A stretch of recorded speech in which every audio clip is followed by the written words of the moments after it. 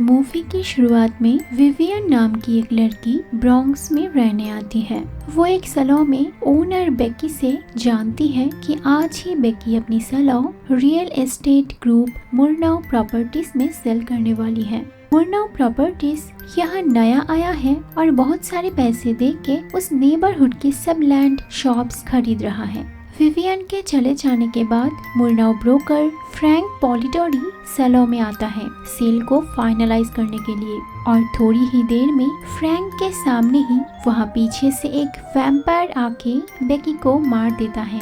Scene shift होता है जहाँ मिगेल नाम का एक लड़का वहाँ पे टोनी का स्टोर प्रीमो बोदेगा को बंद होने से रोकने के लिए एक ब्लॉक पार्टी अरेंज करके उसका पोस्टर पूरी नेबरहुड में चिपका रहा होता है। तभी वो देखता है कि ब्रॉन्क्स में पिछले कई दिनों से बहुत सारे लोग मिसिंग हो रहे हैं। उनकी पोस्टर्स लगी होती हैं। मिगेल अपने बेस्ट फ्रेंड्स बॉबी और लुइस के साथ टोनी के स्टोर पे ही मिलता रहता है। उसका कंसर्न ये था कि एक एक करके सारे स्टोर वेल्थी मुरनाउ प्रॉपर्टीज उनसे लेके सब कुछ चेंज कर देगा। रात में तीनों के साथ न्यू रेसिडेंट मिस्टेरियस विवियन की दोस्ती होती है। मुरनाउ प्रॉपर्टीज का खरीदा हुआ कोर्ट हाउस के सामने जब मिगेल पोस्टर लगा रहा होता है तब वो देखता है उसी हाउस के ऊपर से एक आदमी उसे देख रहा है। कुछ ही सेकंड में वो आदमी मिगेल के सामने नीचे होता है। मिगेल को कुछ समझ नहीं आता तो वो घबरा के साइकिल लेके निकल पड़ता है।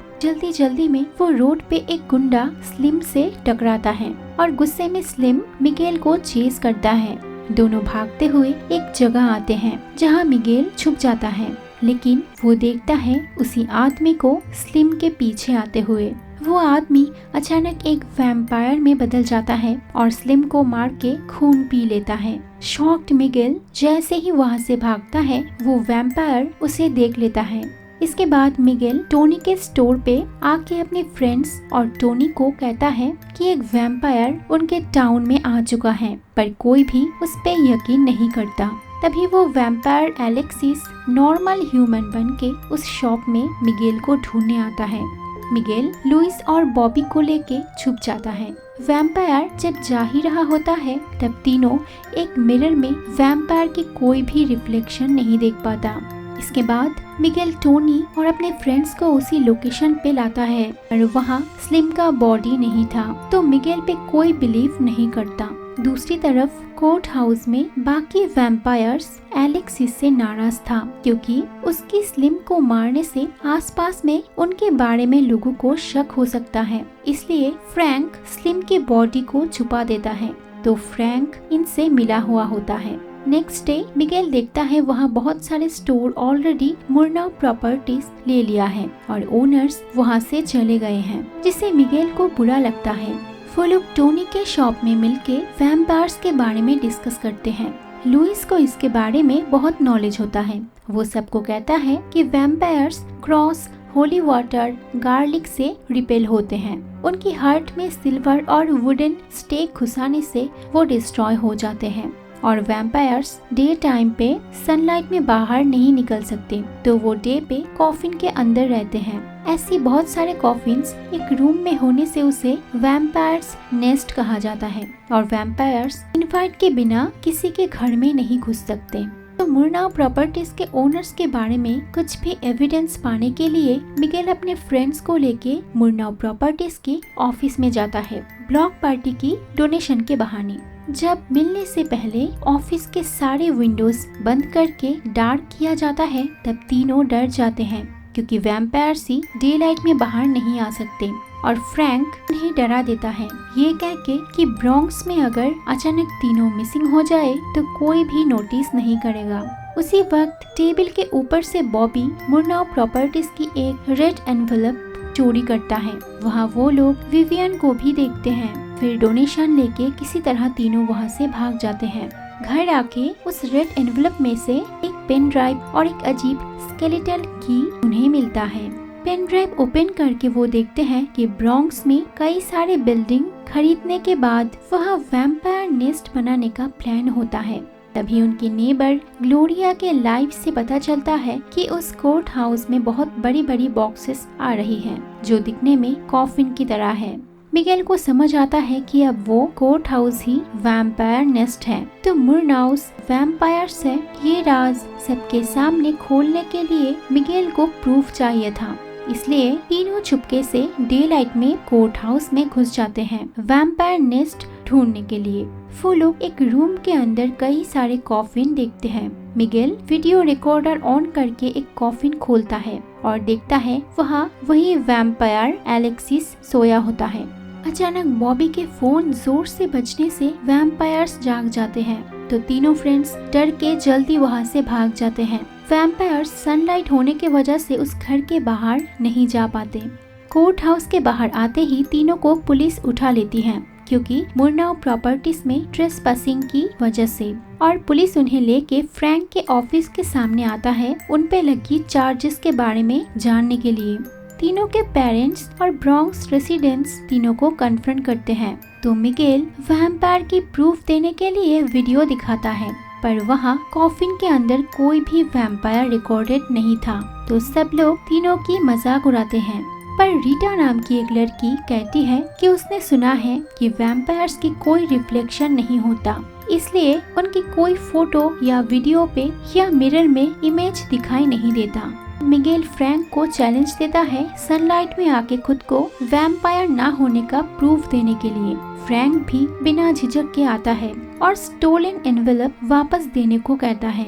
मिगेल मजबूरी में एनवेलप वापस करता है और उन पे फ्रैंक कोई चार्जेस नहीं लगाता। घर वापस आके मिगेल देखता है वो चाबी तो उसके पास ही रह गया है, और लुइस मिगेल को फोन पे कहता है कि उसे समझ आ गया है कि क्यों फ्रैंक सनलाइट में आ पाया था, क्योंकि वो एक ह्यूमन है जो असल में वैम्पायर्स के सर्वेंट है। वैम्पायर्स दिन में रेस्ट करते हैं, उसी टाइम फ्रैंक उनकी सारी ऑफिस का काम संभालता है और प्रॉपर्टीज खरीदने का काम करता है, जिसके बदले में किसी दिन फ्रैंक को वैम्पायर की पावर भी दिया जा सकता है।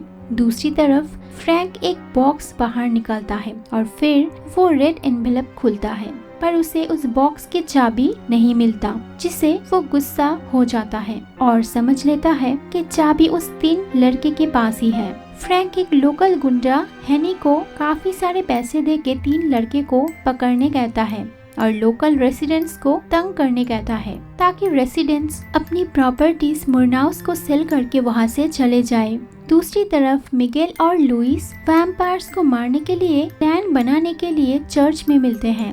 चर्च से दोनों होली वाटर चोरी करते हैं और फादर जैक्सन से बच के भागते हैं, पर रीटा को उन पे शक होता है। वो उन्हें पकड़ के कन्फ्रंट करती है। दोनों उसे सब कुछ कहता है और रीटा भी वैम्पायर स्टोरी में बिलीव कर लेती है। दूसरी तरफ टोनी के स्टोर पे विवियन मिगेल को ढूंढने आती है। तभी एक्सीडेंटली टोनी देखता है कि सीसीटीवी कैमरा में विवियन की कोई भी इमेज नहीं है। टोनी समझ लेता है कि विवियन भी वैम्पायर है। तो विवियन के चले जाने के बाद ही टोनी मिगेल को ये सब बताने के लिए वॉइस मैसेज सेंड करता है, पर अचानक विवियन वापस आ जाती है और अपनी असली वैम्पायर रूप में आती है। विवियन टोनी को बाइट करके मार देती है क्योंकि टोनी को उनकी रियलिटी पता चल गया था। इधर हेनी बॉबी को कन्विंस करता है उसकी गुंडा वाली काम करने के लिए, पर जब बॉबी को पता चलता है कि हेनी फ्रैंक के लिए ये काम कर रहा है, तब बॉबी को डाउट होता है और वो वहाँ से भाग जाता है। इधर मिगेल, लुइस और रीटा जब चर्च से आके टोनी के स्टोर के सामने आते हैं, वो देखते हैं उसमें मुरनाउ प्रॉपर्टीज का पोस्टर लग चुकी है और शॉप क्लोज्ड हो चुकी है। उन्हें शॉक लगता है क्योंकि टोनी वो स्टोर बेचना नहीं चाहता था। तो तीनों शॉप में किसी तरह घुस जाते हैं। वहाँ बॉबी भाग के आता है और उन्हें ज्वाइन करता है। शॉप के अंदर सब कुछ बिखरा था। टोनी की वुडन बैट और गले की क्रॉस पड़ा हुआ था। मिगेल को समझ आता है कि वैम्पायर ने यहाँ भी शायद हमला किया है। उनकी वजह से टोनी को कुछ हो गया है सोच के मिगेल को बहुत बुरा लगता है। तभी बॉबी को ढूंढते हुए हेनी और उसकी गुंडास उस शॉप में आते हैं, जिसे देख मिगेल और फ्रेंड्स भागने लगते हैं। वो एक जगह 4 वैम्पायर्स के सामने आ जाते हैं और डर के वहाँ से भी भागते हैं। इधर हेनी उनके पीछे आके वही 4 वैम्पायर्स से टकराता है, पर उन्हें नॉर्मल आदमी सोच के रॉब करने की कोशिश करता है। वैम्पायर्स हेनी और गुंडे को मार देता है। उधर मिगेल और फ्रेंड्स रास्ते में विवियन से मिलता है, उसे वैम्पायर्स के बारे में कहता है, तो विवियन सबको मिगेल के घर छोड़ने जाती है। सब घर के अंदर चले जाते हैं पर विवियन नहीं जा पाती। वो मिगेल के मॉम को मैनिपुलेट करती है उसे अंदर बुलाने के लिए। उसी वक्त मिगेल अपने पास होली वाटर बॉटल में वाटर को बॉयल होता देखता है। उन्हें रियलाइज होता है कि यहाँ आसपास वैम्पायर है, शायद विवियन ही वैम्पायर है। मिगेल के मॉम को वो लोग विवियन को अंदर बुलाने से मना करते हैं और विवियन गुस्से में अपने असली रूप रिवील करती है और कहती है कि वो मुर्नाव वैम्पायर कोवन की लीडर है। वो मिगेल को ऑर्डर देती है स्केलेटल की लौटाने के लिए, पर मिगेल विवियन के ऊपर होली वाटर फेंक देता है जिसे विवियन वहाँ से भाग जाती है। डर के मिगेल के मॉम कहती है कि नेक्स्ट मॉर्निंग वो लोग ये जगह छोड़ के चले जाएंगे। दूसरी तरफ कोर्ट हाउस में हम देखते हैं कि विवियन वैम्पायर्स के चीफ है। उसके कहने पे फ्रैंक ने मिगेल की पूरी बिल्डिंग खरीद लिया है ताकि उस की को लेने के लिए उस अपार्टमेंट में विवियन को इनविटेशन की जरूरत ना पड़े। यहाँ फ्रैंक विवियन को कहता है कि वो अब वैम्पायर बनना चाहता है, जिसे विवियन उससे डराता है कि अभी भी टाइम नहीं आया है। नेक्स्ट डे मिगेल, लुइस और बॉबी मॉर्निंग में चुपके से घर से निकलते हैं। वो लोग घर से होली क्रॉस, गार्लिक, वुडन चीजें चोरी करते हैं। फिर कुछ बलून्स में होली वाटर भरते हैं और वुडन स्टेक्स बना के सारे प्रिपरेशन करते हैं। इसके बाद चारों फ्रेंड्स कोर्ट हाउस में डे लाइट में जाते हैं वैम्पायर्स को मारने के लिए। पर उस रूम में वैम्पायर्स कॉफिन में नहीं थे क्योंकि वैम्पायर्स को पता चल गया था कि ये लोग उनको ढूंढने आने वाले हैं। तो अब रीटा वापस जाती है नेबरहुड में सबको वैम्पायर्स के बारे में सावधान करने, और इधर तीनों होली वाटर बॉइलिंग होता देख के ऊपर जाते हैं और एक रूम में घुसते हैं। वो लोग देखते हैं वैम्पायर्स रूम के रूफ से उल्टे लटके सो रहे हैं। तो मिगेल एक वुडन स्टेक लेके ऊपर उठता है और एक वैम्पायर के हार्ट में घुसा के डिस्ट्रॉय करता है और 2 वैम्पायर्स को लुइस और बॉबी खत्म कर देते हैं। अब एलेक्सिस और विवियन बचे थे, दोनों ही बहुत चालाक थे। विवियन मिगेल की बैग से उस स्केलेटल की को ले लेती है और फिर एक बॉक्स को ओपन करती है जिसके अंदर फर्स्ट वैम्पायर की रिमेन्स होती है। विवियन कहती है कि उनकी वैम्पायर फैमिली को रहने के लिए एक ऐसी जगह चाहिए था जहां अगर लोग मिसिंग भी हो जाए तो आसपास में किसी को कोई फर्क ना पड़े, इसलिए वो लोग ब्रॉन्क्स में आए थे। और अगर वो उस वैम्पायर रिमेन्स को किसी के फेस में डाल के उसे बाइट करे तो वो इंसान भी उनकी तरह वैम्पायर हो सकते हैं। अब वो ऐसे ही वैम्पायर आर्मी बनाना चाहती है। तो अब गार्लिक पाउडर छिड़ा के और होली क्रॉस दिखा के तीनों दोस्त किसी तरह वहाँ से भाग जाते हैं क्योंकि रात हो गई थी जिससे वैम्पायर्स के पावर बढ़ चुकी थी। भागने के टाइम फ्रैंक उन्हें पकड़ लेता है तो बॉबी उसे कन्विंस करता है कि वैम्पायर्स फ्रैंक को सिर्फ सर्वेंट की तरह यूज करेंगे, उसे कभी अपनी तरह वैम्पायर नहीं बनाएंगे, जो पावर फ्रैंक को चाहिए था। फ्रैंक समझता है और उन्हें भागने को कहता है। तभी विवियन ये सब देखती है और फ्रैंक को मार देती है। अब विवियन और एलेक्सिस तीनों बॉयज को चेस करते हैं। लुइस को एलेक्सिस पकड़ लेता है पर चालाक लुइस उसे मारने में कामयाब होता है। उधर बॉबी और मिगेल के पीछे विवियन पड़ी थी। वो मिगेल को हिप्नोटाइज करती है, लेकिन तभी रीटा सारे नेबर्स और फादर जैक्सन को लेके बहुत सारे वेपन्स के साथ आती है। विवियन और रेसिडेंट्स के बीच फाइट होती है और फादर जैक्सन होली क्रॉस से विवियन को थोड़ा इंजर कर देता है। उसी बीच बॉबी को विवियन पकड़ लेती है और वो वैम्पायर्स रिमेन्स उसके फेस में डाल के बाइट करने ही वाली होती है कि तभी मिगेल अपने साइकिल में टोनी के बैट रख के आता है और विवियन के हर्ट में घुसा देता है। विवियन वहाँ ही खत्म हो जाती है। असल में यहाँ ब्रॉन्क्स में जो भी लोग मुर्नाउस को अपनी प्रॉपर्टीज बेचना नहीं चाहते थे उसे वैम्पायर्स मार देते थे और शॉप के बाहर अपना पोस्टर टांग देते थे। इसे किसी को शक नहीं होता था और सब सोच रहे थे कि उन शॉप के ओनर्स ने अपनी शॉप मुर्नाउस को बेच के वहाँ से चले गए हैं। अब सारे नेबर्स बहुत खुश थे और तीनों फ्रेंड्स को वो लोग शाबाशी देते हैं। 2 हफ्ते बाद हम देखते हैं तीनों फ्रेंड्स ने टोनी की एक मेमोरियल बनाया है। वो लोग ब्रॉन्क्स को वैम्पायर फ्री करने के लिए ब्लॉक पार्टी करते हैं और एंजॉय करते हैं। मिकेल, लुइस, बॉबी और रीटा कहती है कि इसके बाद वो एक टीम होके नाइस वैम्पायर हंटर्स बन सकते हैं। उधर ग्लोरिया अपने ब्लॉगिंग में सब आउटसाइडर्स को वार्न करती है कि ब्रॉन्क्स के रेसिडेंट्स इसी तरह साथ में रह के सब इविल एंटिटी के अगेंस्ट फाइट करके ब्रॉन्क्स को हमेशा सेफ रखेंगे। और यहाँ vampires versus the Bronx movie and हो जाती है।